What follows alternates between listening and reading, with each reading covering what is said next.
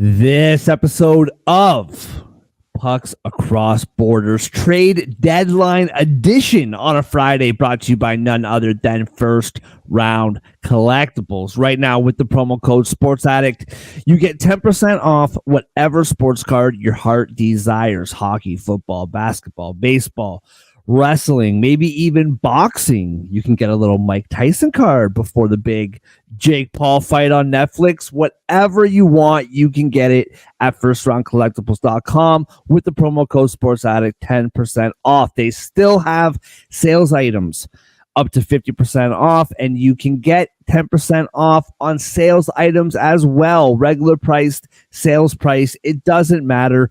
Use the promo code Sports Addict for 10% off. That's the number one, STRoundCollectibles.com. First Round Collectibles, sports cards for sports fans. Yeah. Let's go. We just gotta go hard. I go the hardest. I bring the pain. Not what you used to. It's all part of the game. Yeah, I just gotta go hard. I just gotta go hard. Go hard. Go hard. Yeah. Oh yeah, the beat's back. Adrenaline pumping through my veins. Can't relax. Original. I am not the same as these cats. And welcome, Pucks Across Borders Trade Deadline Edition on a Friday on Sports Addict Live and Total Apex Sports, brought to you by First Round Collectibles. I am Mark Sauter, and on the other side of the screen, busy man, college basketball heating up. You read his work about the NFL on Gridiron Heroics. You read his work on Winners and Whiners. You see him talk about literally everything on Total Apex Sports. Lots of content coming out this afternoon, I'm sure. Andre, how we feeling on a trade deadline Friday, bro? It's getting kind of hard to keep up, I'm not going to lie. Yep. Past few days, since right after we logged off Wednesday, been busy as far as NHL trades. So GMs are getting to work. It's time for us to get to work. Yes, sir. Yesterday, you know what, man? I love this show. Love doing this show. Some stuff came up in my life yesterday. Had to take care of. Technical difficulties kept us behind a bit today, but you know what, man? We power through it all, and we are here on a trade deadline Friday. So let's just get right into it. Clearly, lots of trades happened on Wednesday, like you said, as we logged off. Well, Vincent, you just hold your horses, man, because we're getting right to it. I think the biggest trade deadline is the one, the biggest trade deadline move is the one I think that we should talk about first. I don't really think, like, there's a couple that are like a must talk about, but this one 100%. Yesterday, the Carolina Hurricanes acquire forward Jake Gensel and defenseman Ty Smith from the Pittsburgh Penguins for Michael Bunting. What's a bigger deal, that the Hurricanes got Jake Gensel, or that Michael Bunting reunited with Kyle Dubas? Both fascinating storylines. They also get forward prospects Vasily Ponomarev and Ville Kuvinin, the rights to forward Kruz Lucas, and conditional first-round pick in 2024 and a conditional fifth-round pick in 2024. That first-round pick is conditional on the Hurricanes making it to the Stanley Cup Finals. So what's your first reaction when you see this trade? I think there's lots of different trades to get into, but I think this one is clearly worth our time. What's your first thoughts when you see this move done? I mean, he was the big fish, and according to the rumors, their biggest competition is the team that they're trying to catch in the standings for the division title. So double whammy of a win for the Canes, who are already trending up. They got Freddie Anderson back.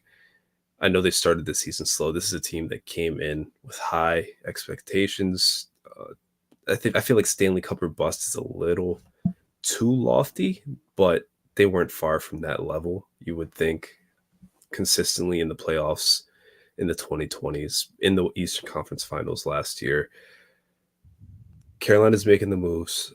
I think they realize they have a really good team. Even through all the injuries, they've performed very well. It's time to make a run. It's time to make some noise. It's time to bring the trophy back to Riley. And Gensel, when he gets healthy, assuming he comes back and he's Jake Gensel, he's going to find the back of the net. And that's valuable. He has a ton of playoff experience with the Penguins. That's valuable. It was a really good move for them. Yeah, and I mean, the one thing that we've talked about all year long about this Carolina team is that the goal scoring just hasn't really been overly reliable, right? Like Sebastian Aho is a terrific player, but he's not a go-to goal scorer in the biggest moments. He is on that team because he's really the one there, but Teravainen's been up and down, like lots of guys on that team, not extremely consistent when it comes to goal scoring. So when you have a bona fide goal scorer like Jake Gensel, huge, especially clearly, especially in the playoffs. On the Pittsburgh side of things, I think that, you know, the fact that it's a conditional first round pick, like, let's not sit here and pretend, at least not me, maybe you, but all those prospects that I mentioned, like, let's not sit here and pretend that I'm some expert on all these guys. You know what I mean? It's a conditional first round pick if they make it to the Stanley Cup Finals. But if they don't, it's like, okay, like, you get Michael Bunting and a bunch of prospects. It's interesting, like the haul that Pittsburgh got back, right? Is that you don't really know what you're getting back. I mean, they clearly do, but from our side of things, we're looking. And Michael Bunting's a good player. He was a good Maple Leaf. He played for us for quite a few years. But you know, at the end of the day, it seems more of a like salary thing. But getting Jake Gensel for the Carolina Hurricanes, obviously huge. It's the one that we've been expecting. And I wonder, since he's off the board, I do wonder if we're going to see kind of the ball continue to roll now more. That now he's off the board, now other teams can make some bigger moves. Moving on, Tampa Bay Lightning acquire Anthony Duclair and a 7th round pick in the 2025 draft from the Sharks for defenseman Jack Thompson and a 3rd round pick in this year's draft. Not too much to say on this one. Duclair is a great player. Good player. I know you love him. And San Jose, it makes sense, right? Like, this San Jose team's not going to be good for a while. I don't think this is this year and then they're back at it next year. I think this team's going to be bad for a while, so it makes sense. I know that you love Duke. Do you have anything to add to that trade? No, not really. He's been on some really good teams, including last year's Panthers that obviously went all the way. He was on the Rangers President's Trophy team a decade ago. He a couple 20-goal seasons under his belt, 31 in Florida, I want to say 2 seasons ago. Had a really good night against the Stars the other day. I know we talked about how crazy that game was. The first 2 goals were the first one was off his stick, the second one he made a great pass. He's a winner. He's a good player, good guy to have around. So I don't think he solves what Tampa needs, what Tampa's looking for, but I think he's a good add for any roster. Yeah, and I mean, Tampa Bay, they're making their push. We can get into the standings a little more later in the show.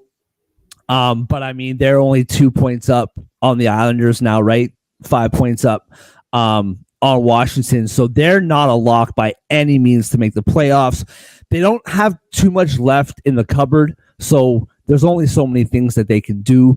But definitely, it's worth doing something. And he's a good player to add to the mix. And from Tampa Bay's perspective, it's the same thing with the Leafs. Like, no matter who they add, it's going to be the big boys that drag them to the promised land, right? It's going to be Stamkos. It's going to be Kucherov. It's going to be Point. It's going to be Hagel. It's going to be Hedman. It's going to be Vasilevsky.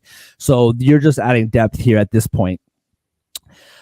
All right. Speaking of which, the Toronto Maple Leafs acquire Cade Weber. This isn't the trade that I thought it was.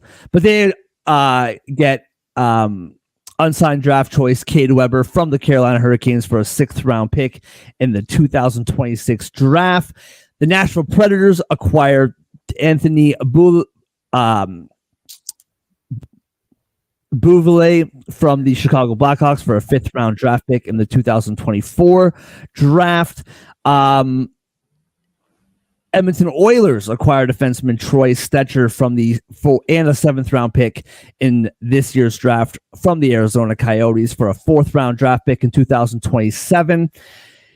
Toronto Maple Leafs, this is the one I thought. Toronto Maple Leafs acquired defenseman Joel Edmondson from the Washington Capitals for a 3rd-round pick in the 2024 NHL draft and a 5th-round pick in next year's draft. Quickly on that one, I think this is a really good deal for the Leafs. He's a big guy, I think like 6'5". He has some bite to him. He's not afraid to get into the corners. He won a Stanley Cup with the Blues and went to the finals with the Canadiens. So he has that playoff longevity that we don't have a ton of, to be honest. So he has some grit. He has some playoff experience. He's a tough guy, which, again, we don't have a ton of. So I personally like the move. It's not the answer, like I just said about Tampa Bay. Matthews, Marner, Tavares, Nylander, Riley, like it's going to be your big boys that are going to bring you to the promised land, not a 3rd pair demon. But him along with Labushkin just add some size and some physicality to your blue line, and there's never anything wrong with that. All right, moving on to the big news on Wednesday. Of course, we did not have a show yesterday, could not get to it, but big news on Wednesday. Vegas Golden Knights acquired defenseman Noah Hanifin in a 3-team trade with the Calgary Flames and Philadelphia Flyers. Calgary receives a 1st-round pick in the 2025 NHL Draft. Defenseman Daniel Mironov, conditional 3rd-round pick in the 2025 draft. Philadelphia receives a 5th-round pick in the 2024 draft. Let's talk about this with, look who it is. Cali living. John. Not Cali anymore. Good, man. Good to see you. He lives. What's up? Good How to are you see- guys doing? We're Sorry doing- for the lack of quality here. I'm on my cell phone right now. I absolutely love it, man. Well, hey, man, you're going to jump right on. Let's just go right to you, man. What do you think about Noah Hanifin joining the Vegas Golden Knights? They still lost last night, but hey, what can you do? This is the first I'm hearing of it. Actually, I've been pretty far behind with the trade news. A lot of stuff is happening left and right, and I pretty much woke up this morning to find out what's happening with my team. So I'm trying to keep up with what else is going on the last day or so. I caught your guys' opening about Glenzel going to Carolina, so that's notable as well. Seems like there's a lot of action going on, to say the least. Big time. Big time. Do you want to talk about Toffoli? A little bit. Bets? All right, let's hear it. All right, so you guys know I was at the game Sunday with the Devils getting their butts banged by the Kings. Yeah, that felt like the end of the season to me. And then of course we talked about it in the chat next day. Ruff getting fired. Um, it felt like it was inevitable. I guess I heard Toffoli was on the market, and he was probably one of the better guys available for the Devils to get any sort of return that wasn't locked up to like a long-term contract at least. Uh, it's kind of sad, but I understand. It's been a rough year, put it that way. And it just felt like the final nail in the coffin, so to speak. But I felt the whole week was like we pretty much conceded the season, even though I think the Devils won against the Blues recently. I think that was, yeah. Yeah, But we couldn't night. even beat the Panthers. We got our butts banged by the Kings and lost a heartbreaker to the Ducks. Just sad. I guess. I mean, my question is: so this is the last year of a 4-year deal. I get it that you're trading him, that you're getting something for him. I don't think we really know all the details yet, unless you've seen something, John. By the way, I don't even think that we teed this up. Tyler Toffoli moved to the Winnipeg Jets. From a Winnipeg side, I think this is huge. Like, I absolutely love this for Winnipeg. They're adding some more goal scoring depth, which, again, like we said with Carolina, Winnipeg goal scoring not been a problem, but not coming at a premium, right? And Tyler Toffoli adds a lot of goal scoring depth that, quite frankly, the Jets don't have. So I really like this. But my question to you, John, is like, okay, so you trade Tyler Toffoli. Okay. They must have thought that they couldn't re-sign him in the summer, right? Because,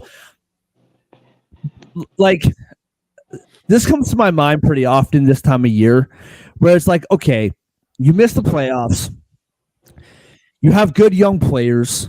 You have other problems that need to be solved. But the Devils aren't the Sharks. Like, the Sharks aren't making the Sharks. The Sharks. I mean, we might as well call them that, right? That was an accident, but we might as well call them that. The Sharks, feels like it. They aren't making it to the playoffs. Maybe in the 2020s, but like they're not making it to the playoffs for a while. But the Devils have hopes of bouncing back next year and making it to the playoffs next year, right? So you would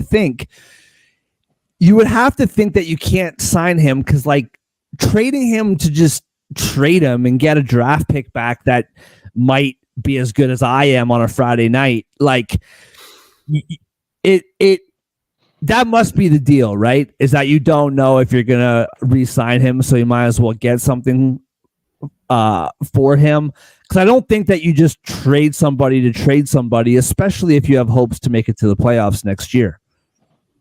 I think it's a combination of that and what you said, the fact that Devils need multiple pieces at this point. So they were probably hoping to get a bit of a haul for Toffoli. And I think Toffoli is like in a position where, like, he's a guy that the Devils he plays a position the Devils don't need as badly, in my opinion. Like, they need a goaltender and need to address the defense more in the offseason and hope Dougie Hamilton comes back A-OK by the time 2024, 2025 rolls around. But I think the Devils see it as they have bigger needs to address. And like you said, maybe trying to get a bigger haul for the moments. I didn't really think about what this does to Winnipeg, so I'm glad you brought that up. That he's definitely going to be a scoring threat for them for sure. Oh, big time. Yeah. I think that this adds, because, I mean, guys, we've talked about this the whole year, right? Like, what was the key in the Jets' success this year? It's been the fact that they get 2 goals or less scored against them almost every game, right? That's been the real key, is the defense and clearly Hellebuck. The fact that, like, they don't score a ton of goals. They just don't. So I think this is huge for them. And not a name that I was necessarily thinking that we'd see. I just figured that Vegas would get him because, I mean, that's just kind of the way that it goes. What do you got on this trade, Andre? I think we both kind of said a lot here, but do you have anything to add with the Tyler Toffoli trade? Not really. I think you guys pretty much hit the nail on the head from both sides. He definitely adds a scoring punch that Winnipeg needs. I think that can't be understated. And even if he increases them from, what are they, 19th in scoring now to, let's say, 15th. Yep. That's a few more wins. That helps them down the road. They go from 3.1 goals to 3.4 per game, 3.3, whatever. It's a couple extra wins in the playoffs. It's a series right there. That's a big get for them. And I don't know. The Devils, they're in a weird spot. I said it the other day after they fired Lindy Ruff. I'm not even sure if they were committed to winning this year. Looking back on it, seems like they were kind of committed to the rebuild. I don't know. They got the 2 picks from it, though. That should go towards, as John said, fixing the defense and goaltending for them. Because offensively, you still feel confident about what they have in place. And just real quick, Mark, before we go on, I want to shout out Charles, who's in the Bahamas right now, always watches on Total Apex. Keep doing you, Charles. We love you. That's all. Bahamas. That is a place to be on trade deadline day. Have that phone up on the beach, keep in tune with the league, but also the waves. You know what I mean? It's beautiful. Yeah, shout out to you, man. Thank you. All right. Yeah, I don't know. Just real quick, Andre, did you see what those draft picks are? I can't find it yet. But if you see something, definitely let me know. I saw the headline that said 2 picks. I didn't actually click into it yet. I'm doing that now since you just asked. But Emily Kaplan didn't say specifically what the picks were. Okay. Great. So we will keep up to date with that as the morning/afternoon rolls on. Back to the Noah Hannafin trade. I think people are showing a lot of hate to Vegas and the fact that, Mark Stone, he's on long-term IR. He's going to come back game 1 of the playoff. Like, listen, this is the way the league's set up. If you have the option to do this and the opportunity presents itself, I mean, you do it. Like, it's just, you can hate on it all you want. I think that comes more of a place of, my team's won one playoff round since the early 2000s. And they've been in the league for 6 years and been to 2 cup finals. I think that's more where the jealousy and the bitterness comes from. But all indications from what I've been listening to and from what I've been reading is they really do, like, he really is hurt and they don't know when he's coming back. So I don't think, and we can talk more about this a little bit later, but let's not forget, Vegas is not a lock to make it to the playoffs.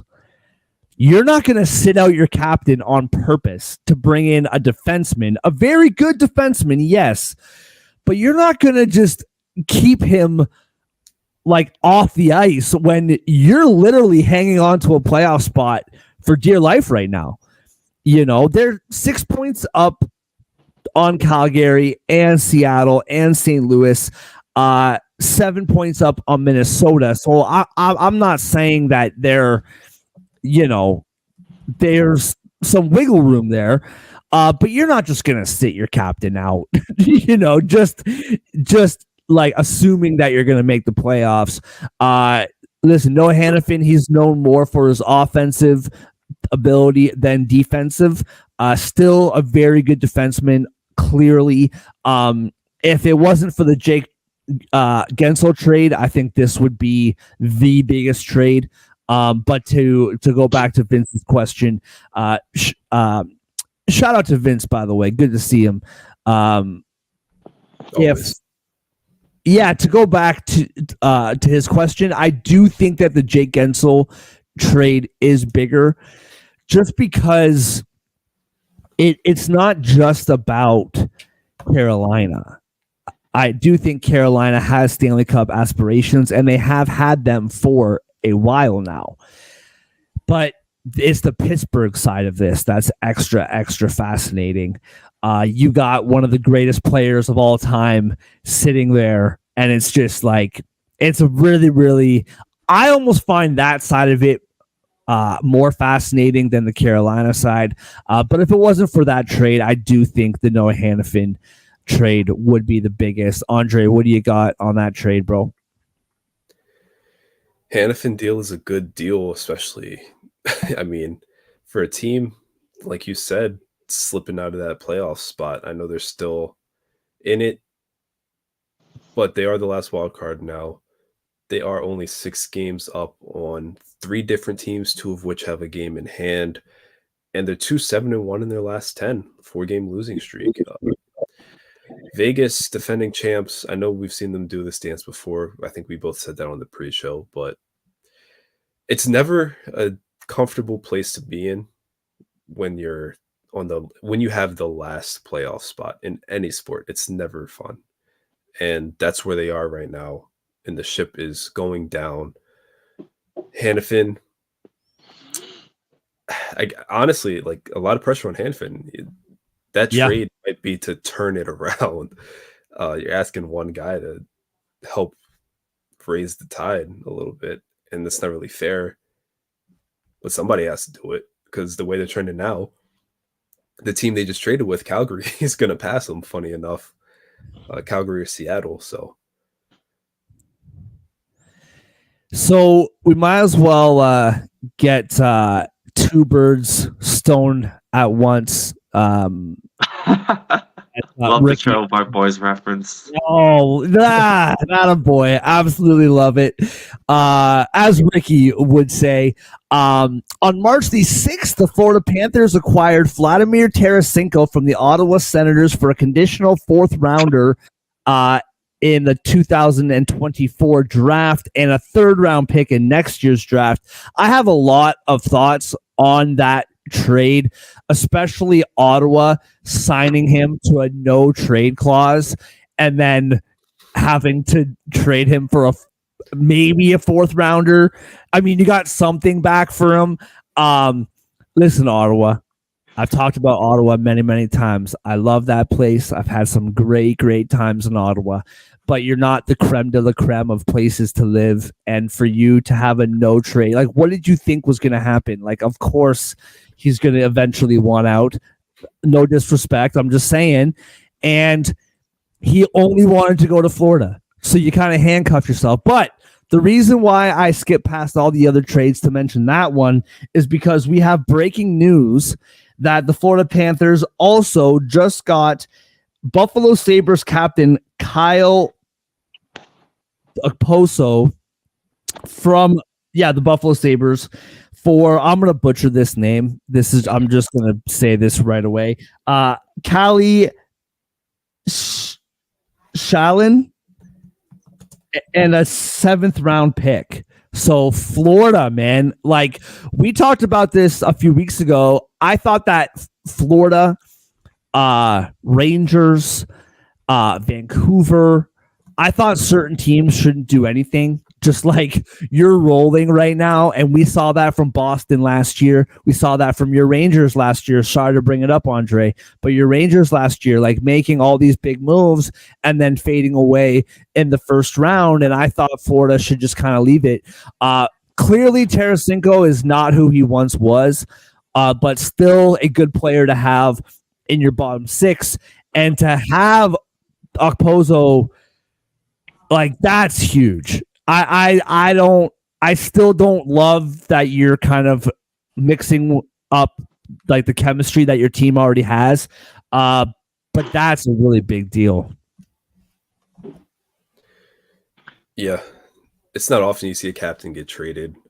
With the Buffalo side, and it feels weird as someone who's seen his team do it twice. It feels kind of weird when your captain gets traded, but Florida's trying to do what they did last year, and that's finish the job, finish the story, if you will. It seems to be popular these days.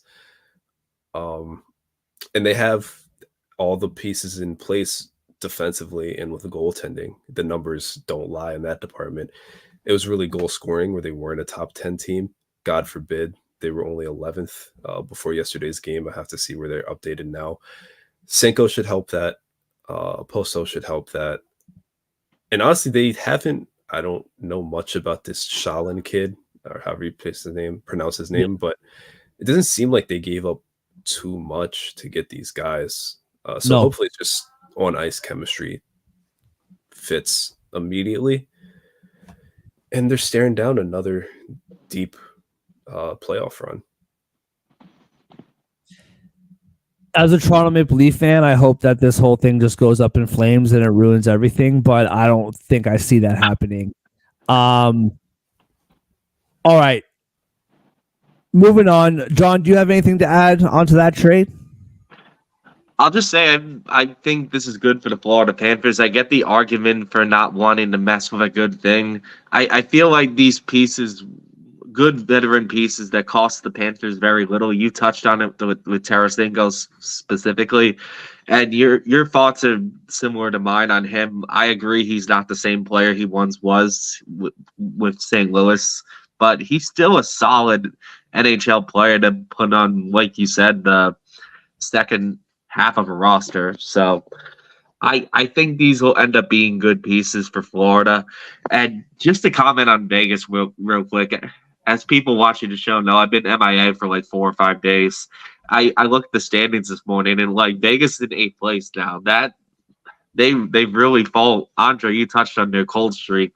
Man, I think that's the most glaring thing I missed in the last 4 or 5 days looking at the standings. So I just wanted to mention that. It's more like what you didn't miss, and that's them winning any games. They're just not doing anything. To burn them. I mean, truly, like both. I mean, besides the Bruins game, I guess their offense showed up for that one. They had a big comeback. Still couldn't even force overtime against a team that loves overtime. Yeah, it's really weird. We talked about how Aiden Hill came back and they were monsters. Nobody was scoring on them, and all of a sudden they just fell off a cliff. And now they're precariously hanging on to that final wildcard spot with the Kraken, who are red hot, now on their heels. The Kraken, I mean, I know the Kings are 75 points. They're kind of turning it around, but the Kraken could catch the Knights. They could still catch the Kings. Kind of wild. Well, and, talking about, I'm assuming you're talking about Vegas. Full disclosure, decided to leave me alone with my son on trade deadline day, and he's taking a nap. So I got dad duty, trade deadline. It's all coming at me here. But talking about Vegas, I mean, on the one hand, my thought was maybe you want to be in a wild card spot rather than play the Oilers. But I think either way you look at it, as long as you get in, it's going to suck all the same. Like playing the Oilers, playing Vancouver, playing Dallas, playing Winnipeg or Colorado, whoever grabs that number 1 spot in the Central. Like the West is going to be a gong show no matter what. Like to me, it doesn't, like, the more that I kind of think about it here on the fly, I'm not really, as long as they get in, like, who would you guys rather face? Like Dallas, Winnipeg, Colorado, Vancouver, Edmonton. Like that's Dallas. Yeah, that was quick, John. Yeah. Why? We've talked about this before, but I think you and I are in agreement on this. Dallas just doesn't scare me. I don't know why. They don't look like a team that's as good as they are. Like their record always surprises me when I look at them, and I don't get quite that same feeling with Colorado. I think Colorado, I am sold more on being a scoring threat, despite Dallas having better stats. Winnipeg, I just think, is a complete team, especially with Toffoli now. When they're able to get some goals going, at least. Yeah. No, I hear you. So, if you watched that Maple Leaf game against the Bruins last night, just physical playoff intensity. I have a lot of comments on that game, but we'll save it. There's too much other things to talk about. And I know that every non-Toronto Maple Leaf fan who is watching this is like, Mark, we don't care about the Leafs. Like, we don't.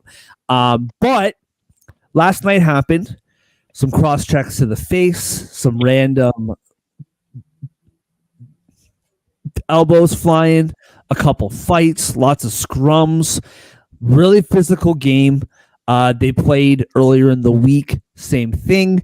Well, the Boston Bruins just added Pat Maroon to their lineup. So that's just what the Leafs want to see is, oh, Pat Maroon, good to see you here in the first round. That's going to be, I feel like I want to place a bet right now on the over-under of fights that Ryan Reeves and Pat Maroon have in the first round of the playoffs, assuming it goes 7 games.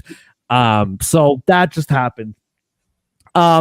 Moving on to some other big trades. The Rangers, there is one more like really, really big. Well, there's a couple pretty big trades here, but we'll just quickly touch on this since it's your boys. The New York Rangers acquire forward Alex Wenberg from the Seattle Kraken for a second-round pick in this year's draft and a conditional fourth-round pick in next year's draft. I've been hearing on the different programs that I listen to, Andre, that even without Blake Wheeler being hurt, they were looking for some bottom 6 depth already. Not a crazy blockbuster, but a pretty solid depth piece for you. What do you think about this trade as a Rangers fan? He's a puck mover. He's a penalty killer, kind of two-way guy. Hopefully Capo Kako has been playing well lately. If he stays, I think he'll pair well with him. I think it's a solid move. It's not gonna jump off anybody's radar, but him, like Tyler Mott, we traded for him the past 2 years, always added to the team, went under the radar as an acquisition. I think it's one of those where it'll help the team, but not in a way that jumps out at you. Yeah, and I mean, same thing to be said for the Rangers, as I said about the other teams like Leafs and Lightning and what have you, is it's your big boys that are going to get the job done for you. But this adds some nice depth in your bottom 6. The Edmonton Oilers, speaking about big boys, they acquire forwards Adam Henrique and Sam Carrick the other day, unsigned draft choice Ty Taylor, and a 7th-round pick in this year's draft with the Anaheim Ducks. Trade with the Anaheim Ducks and Tampa Bay Lightning. Anaheim receives a 1st-round pick in this year's draft, a conditional 5th-round pick next year. Tampa receives a 4th-round pick 2 years from now from Edmonton to retain some of the salary. I think this trade's pretty obvious to break down. I think you know who's stirring the drink in Edmonton. You know, we don't have to, we all know who it is and who they are. But you gotta love this. I mean, like both Adam Henrique and Sam Carrick can play center. They can play the wing. They can move up and down the lineup, especially Henrique. I think these two moves or these two players being added are huge for Edmonton. You signed Connor Brown in the summer. He hasn't scored for you. He done really anything for you. I think that kind of covers up that signing. I think this is an awesome move for Edmonton. John, you got any first thoughts on that one? First off, Henrique's my boy, one of my favorite playoff performers ever on the Devils. Way back in his rookie year, he made a Stanley Cup final run, so he hasn't seen much playoff games since. I mean, spent most of his career with the Devils and the Ducks, so I'm gonna be intrigued if he can rejuvenate his rookie self, because back in his first year in the playoffs, he was a monster. Like having a lot of key playoff goals, and I realize he has a lot more help now with Edmonton. But I'm just wondering if we'll see some playoff Henrique again this year now. The one thing about this deal too is like in the summer we heard a lot, especially from Draisaitl, a lot in the summer saying cup or bust, and now management is backing that up, right, with this move. So I really like this move for them. I don't know why, you guys. I'm not sure what it is. As a Leaf fan, I don't care if any other team wins the Stanley Cup. I don't care. But if Edmonton wins it, I think I'm going to be a little bit upset. I'm not sure why. I feel like if it's the Canucks, if it's the Jets, great. But if it's the Oilers, I don't know. There's some bitterness in me, but I'm not too sure why. And as I've mentioned on the show before, therapy once a week, and I'll make sure to bring it up. If you guys can remind me before my next counseling session, and I'll make sure to bring it up. A couple more trades that we'll kind of dive into here before diving into. Oh yeah, there are like hockey games to talk about as well. Also games to talk about. A couple more trades to break down unless something else comes through here. Colorado Avalanche acquire forward Casey Middlestat. Your boy, Andre, you love yourself some Middlestat props every now and then. From the Buffalo Sabres for defenseman Bowen Byram, which he was on the team when they won the Cup. He's a fantastic defenseman. I really like him a lot. He got 2 points last night in his Buffalo debut. From a Bowen Byram perspective, I guess since you won the Cup with them a couple of years ago, I guess that softens the blow a bit. But to go from a Stanley Cup contending team in Denver to the Buffalo Sabres, who will never make the playoffs again, I don't think, ever in their history, that's like, Bowen Byram. I don't know. I would love to, like, I don't know if you guys have heard, like, the sports radio guy who's like, if we could give that guy truth serum, what would he really say? I would love the truth serum experiment with Bowen Byram, because I can't imagine he's thrilled about this, but he got 2 points last night. Couple that trade with the Avalanche also acquiring defenseman Sean Walker and a 5th round pick in the 26th draft from Philadelphia for Ryan Johansson, who is now in Lehigh Valley, which is tough. I think I pronounced that right. Lehigh Valley. I don't remember. And a conditional 1st round pick in next year's draft.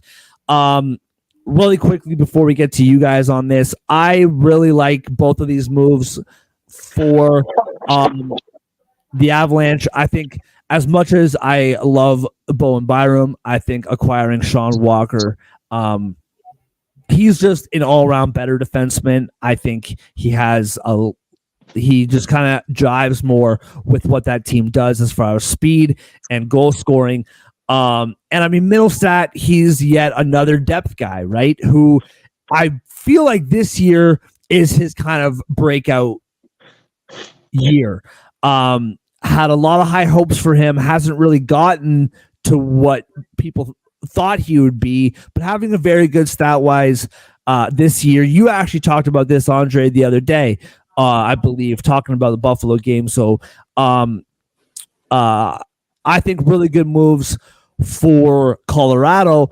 And from the Philadelphia side, we talked about this pre-show, Andre, since John just showed up unannounced and didn't bother coming to the team meeting. So I'm not just joking around being funny here. I actually really do love Philadelphia's commitment to the rebuild, no matter regular season success.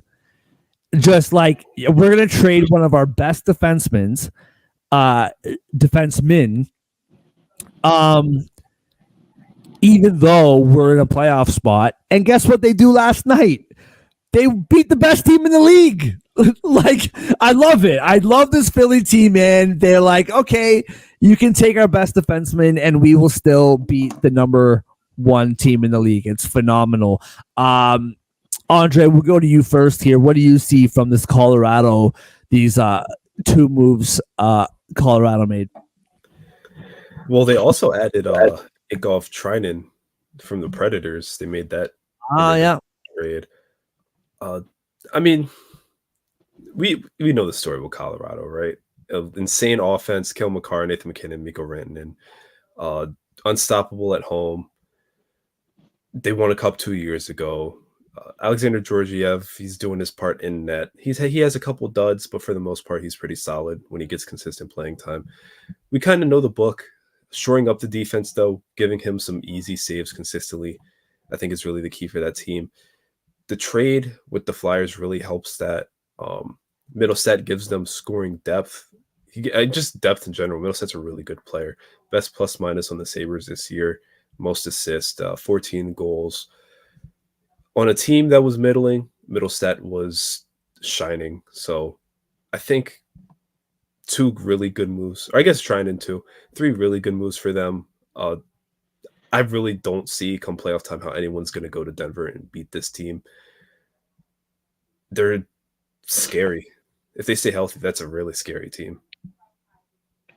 And I mean, it's a great point by you that we've talked about this for the whole season, that if there's any real knock against Colorado, there's been a couple. The goaltending has gotten way better over the last couple months. But the one knock against Colorado is their offense. Yeah, they scored 4, 5, 6 goals a game, but it's all from the first line. Like, it's all the top six, right? There's no real, like, they're extremely top heavy, maybe the most top heavy team in the league next to the Leafs. And so, yeah, really good depth move from them. John, what do you think about it? Just to touch on the Walker thing quickly, it's definitely a fascinating trade. I mentioned before, Colorado's mainly a scoring threat team, and I did think they could use some work defensively. So I think this is good for them to address that a little bit. Philadelphia, I'm not sure I feel as strongly as you do on their side of things. I'm of the belief, like, if you have a good thing going, you got to keep the pieces. I'm not saying you have to buy and go all in this year, but, like, don't mess with what you have, so to speak. I've seen the Baltimore Orioles do this and not quite get back in the baseball world. I get a little shaky when teams get inflated a little bit, like, with confidence. Like, they're like, oh, if we're doing this good now, imagine if we keep up the rebuilds. It's like, you might have it. You might have lightning strike already. So I think I think my stance on the Philadelphia side of things is that you need to hold and not sell. But I could be proven wrong. We'll see. We'll have to see how this goes. We're not going to get an immediate answer on it for sure. I don't disagree with you in general. I don't think it's a one size fits all thing. I think both things can be right here. I do think that this was Philadelphia's plan all along.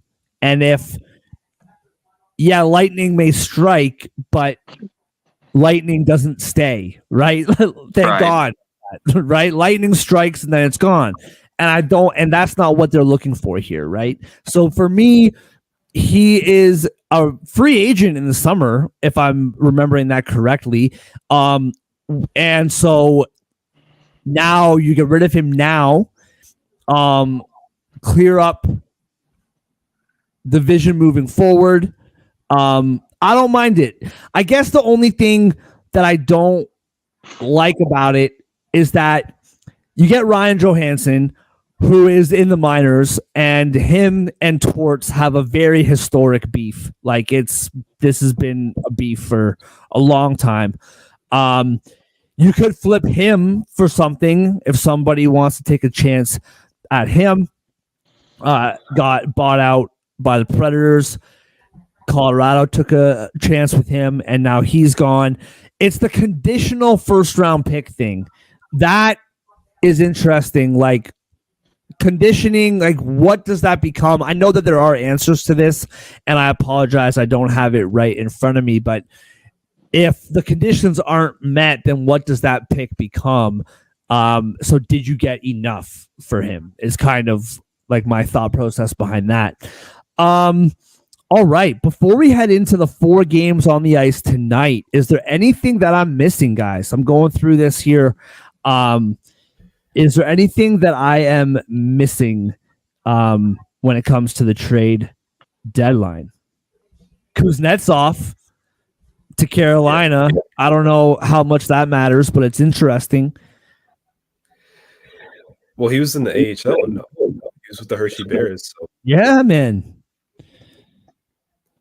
that's an interesting one. I'm trying to think if there's any others. I think Frank Vetrano should be on the move at some point today. I'm pretty sure. I don't know if anything else major has rolled through or is expected to. But there's been a lot of moves already, so might be for the best. These guys chill out a little bit.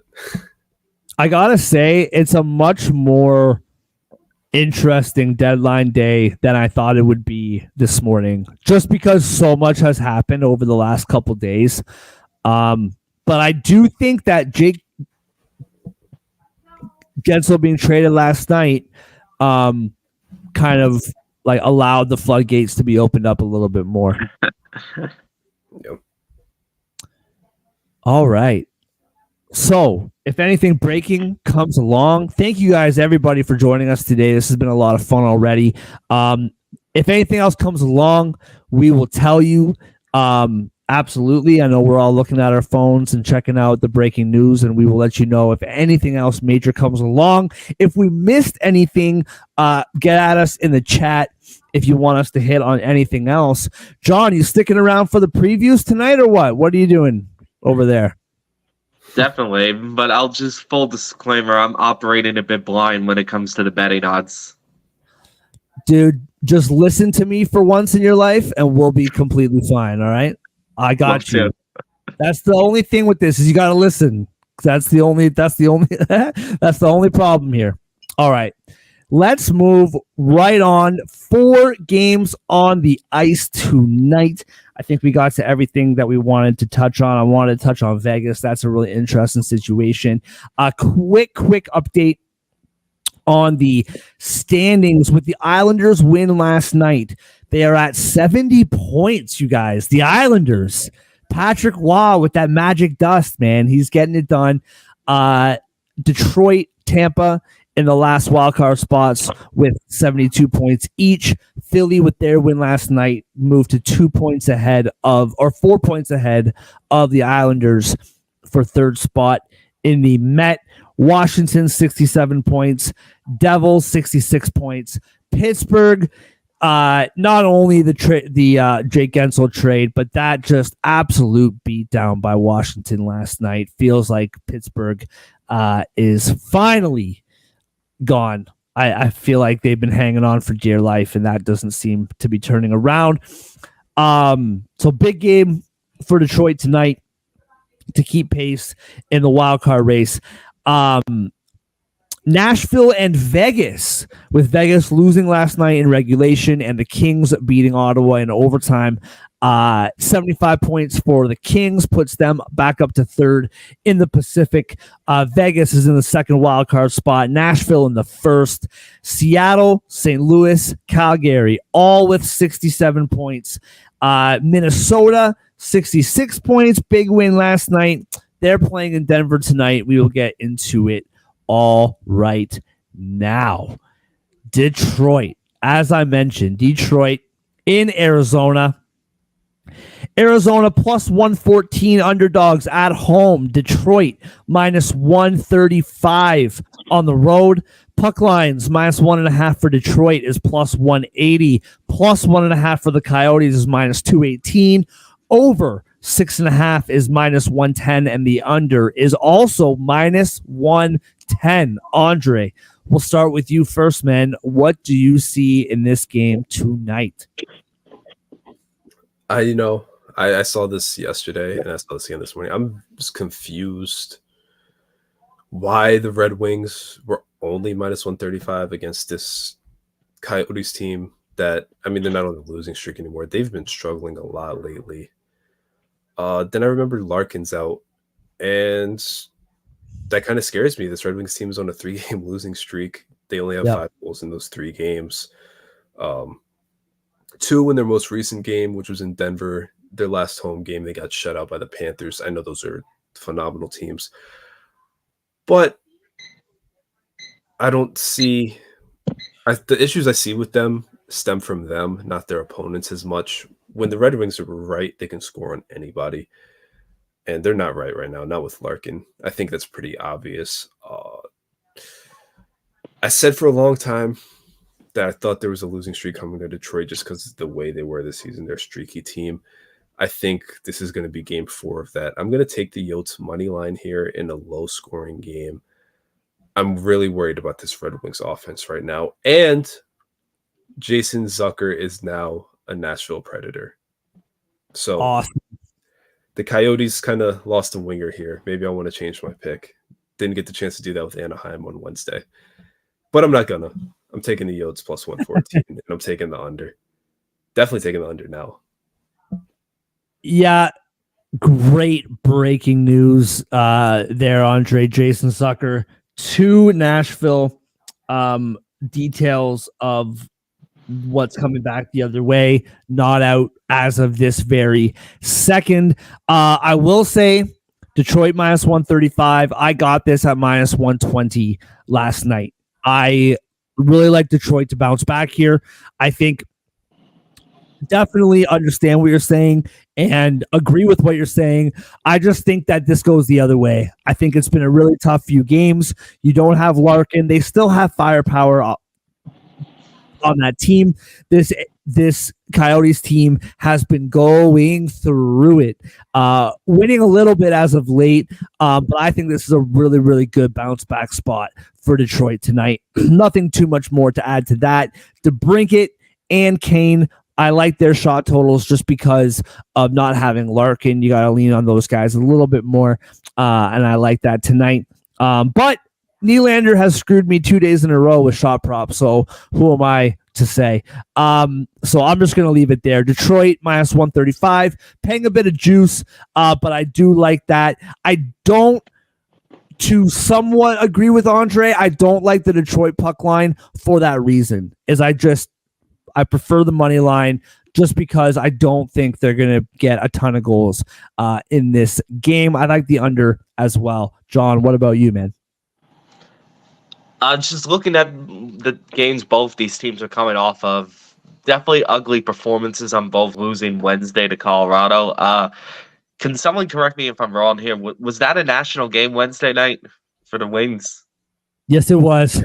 Yes. TNT.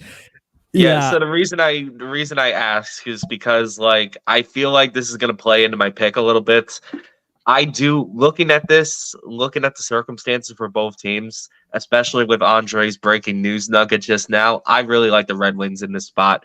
I feel like the Yotes are long gone, whereas the Wings still have hope for this season. And now they're starting to feel the heat. You guys mentioned the Islanders earlier. That's another, I talked about Vegas on the negative side, Islanders on the positive side since I've been gone. Where's this team come from? I know. Don't look now, but they're only 2 points away from a playoff spot.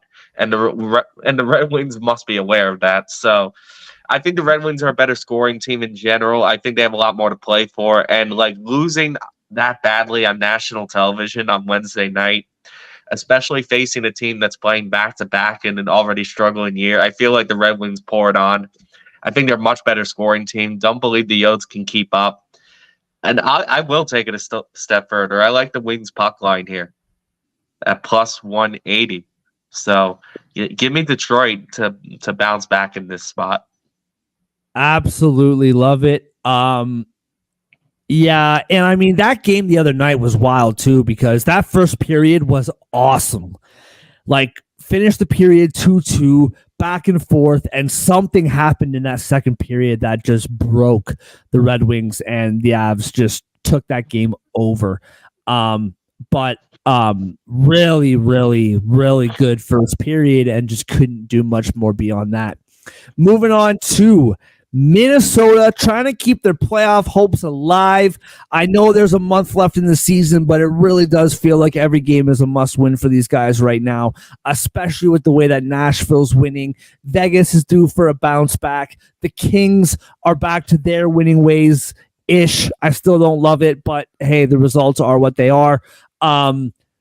Colorado hosting the Fighting Minnesota Wild.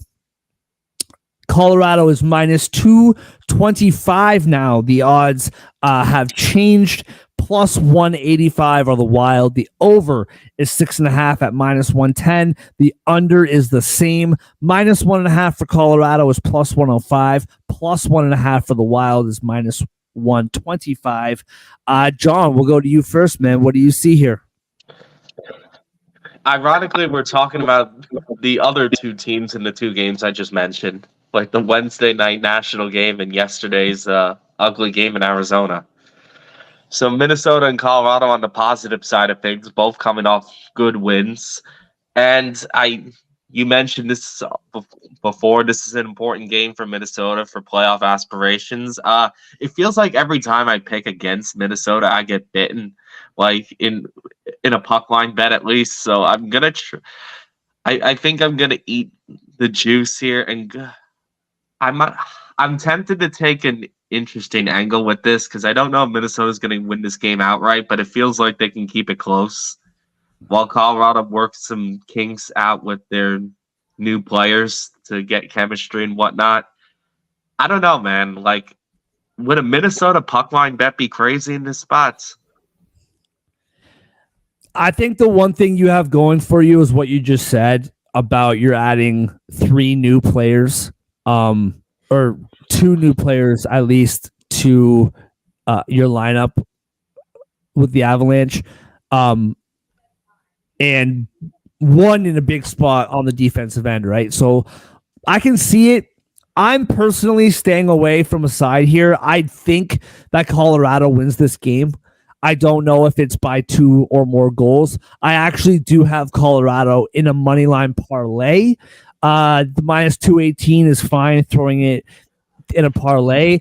I'm going to take the over here, though. I really like both of these teams to score. I think like Minnesota last night, I know it's the Coyotes, but this is the Minnesota. Like when Minnesota's rolling, they're scoring 4, 5, 6 goals a night. I like them to score a lot of goals tonight. I know that Colorado's goaltending has been very good with the rookie sensation in the net, but I do like Colorado to win this game, but I'd rather take the over. Way better odds clearly at the minus 110 than picking a side. What about you, Andre? What do you see here?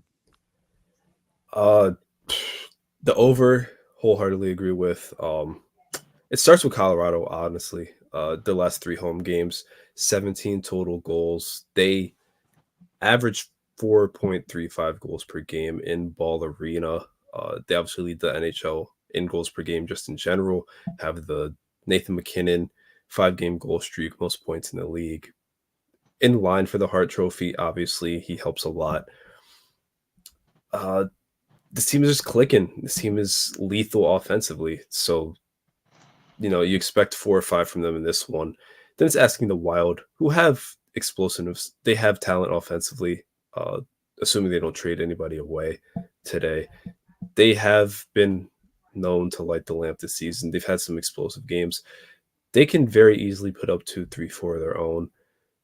So I like this game to go over the total. 7 is too low for these teams. It was at plus 100 earlier, which I found very fascinating. It's now minus 110. A little course correction. And it's the right course correction because this game's going to finish over the total.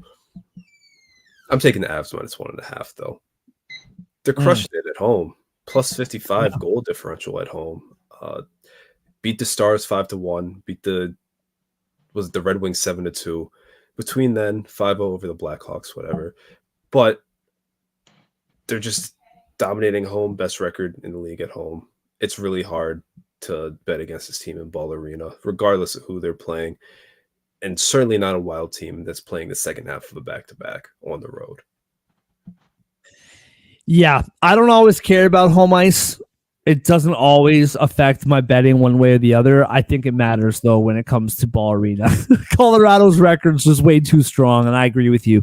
All right, moving on. 2 more games. We'll go through them quickly here to wrap up an action-packed show. Dallas is in Anaheim. Dallas. Minus 310 favorites on the road. Plus 250 are the Ducks. Minus 1.5 for the Stars is minus 120. The Ducks plus 1.5 is plus 100. The over is 6.5 at plus 105, and the under is minus 125. I like the Stars minus 1.5, and I like the over. I think the Stars have been playing with fire.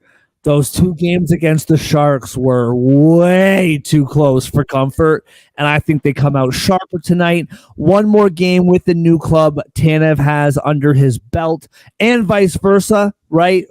The defensemen have 1 more game to play with Tanev. So I like the Stars kind of dialing it in here, playing a bit more clean, the goaltending bouncing back, and I like them winning by 2, and I like the over. We talked about this earlier. Dallas, the one thing we can rely on with Dallas is that they score a ton, and I like them winning 5-2 or even 6-2 tonight against Anaheim. Over 6.5 at plus 105 and minus 1.5 at minus 120. Andre, what about you? Yeah, I'll make this one quick. Stars were playing with fire, like you said, the past 2 games. And I think it's going to wake them up because even though they got the 2 points, they needed an escape act. That's unacceptable. They're facing a Ducks team who was playing well, but they traded Henrique. They're probably going to trade Vetrano. They traded some other guys. Ducks are going to be shorthanded. They're not trying to win anymore. It's very clear. I think they're going to come out flat without their guys. So I'm going to take Stars minus 1.5 here. And I'm actually going to take the under simply because I don't see Anaheim scoring more than 2 goals in this game. I'd be surprised if they even scored multiple goals in this game. So I'm going to take the under just on that. John, what do you got on this game, brother? Keep it quicker. Not much to dive into here. I'll add, I think the Adam Henrique trade is impacting my pick here as well. I think that might be like a gut shot to the Ducks side of things in an already bad season.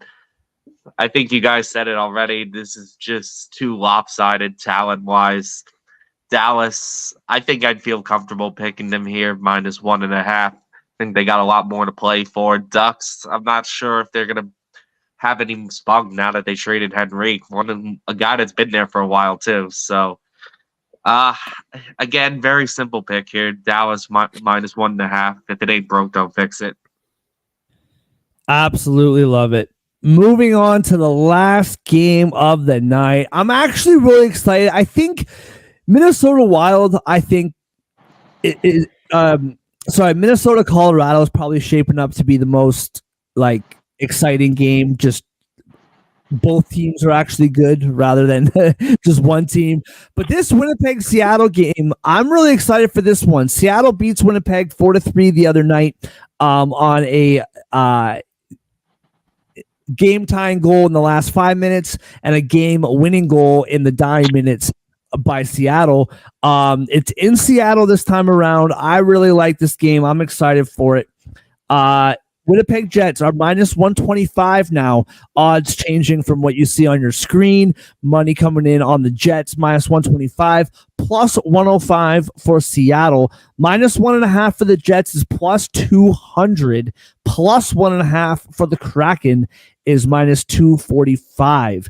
The over is 5.5 at minus 112, and the under is minus 108. John, what do you see in this game?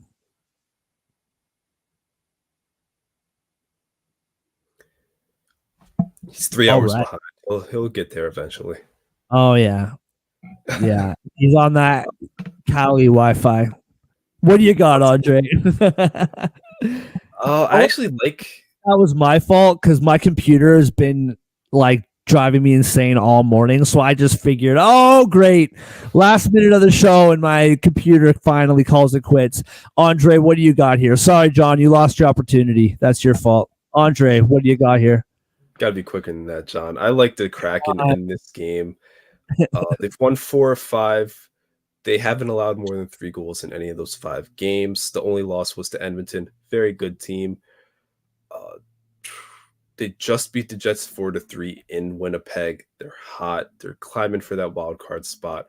And I know the Jets have been playing better lately since that losing streak, but goaltending hasn't been the same as it once was. I'm pretty sure Toffoli won't be playing today, so they won't have that offensive firepower instantly coming in. I like the over 5.5, just like last game. I think it's just simply too low of a total, even with 2 strong goaltending teams. And I like the Kraken to come out on top again on their home ice and stay hot. John, what about you, man? What do you got? Hopefully my connection stays this time. I think it's the most interesting. I think it's the most interesting matchup on the nights. I'll just say straight up for this game, I would not pick a 60-minute line on either side. Seattle in particular just loves overtime games. I think they have 11 now this season, 11 losses in overtime. And in terms of Winnipeg, I feel like the Toffoli acquisition is going to get a nice boost for them. You mentioned Seattle just beat them recently, I believe. So I think I'm leaning Winnipeg in this one, but I'm not going to get greedy and pick the 60-minute line for the reasons I just mentioned. I'm going to suck it up and take the money line, despite it being a little juice. I feel like it's the best play here. I think Winnipeg is going to want to win. And I'm a little nervous picking against Seattle at home, but I just get a gut feeling Winnipeg gets redemption with new pieces this time around. I'm with you on this one. As you know, I'm way more comfortable when Andre and I agree, but you know what, John? It was inevitable. I haven't seen you in a week, dude. I got to pick on you a little bit here. But I like Winnipeg minus 125. I actually got them at minus 120 as well last night. I just think Winnipeg. The thing about Seattle, though, if you are betting Seattle, I don't fault you. I mean, this is a desperate team. And like Andre said, they've been winning games. I get the Seattle side. I just think this team just beat you in your own barn. You were winning with 5 minutes left. You let it slip away. That Central Division, we've talked about this over and over again. You have to win that division. You have to. I know it's the playoffs and there's no easy team in the playoffs, but I'd rather play Nashville or the Kings or even Vegas than Colorado and Dallas. You got to win this division. You got to win this game. Get back on top. I like Winnipeg minus 125 in this game. With you, no 60-minute line. The plus 200 might fall to that temptation before puck drop. It's really far away, so the likelihood's probably pretty good, but I don't need to. I know it's a little pricey on the minus 125, but I do like it regardless. Thank you, everybody, for watching today. We really appreciate you. I knew we kind of flew through those last 4 games, but lots of trades to get to. Lots of fun. No more breaking news as we can see now.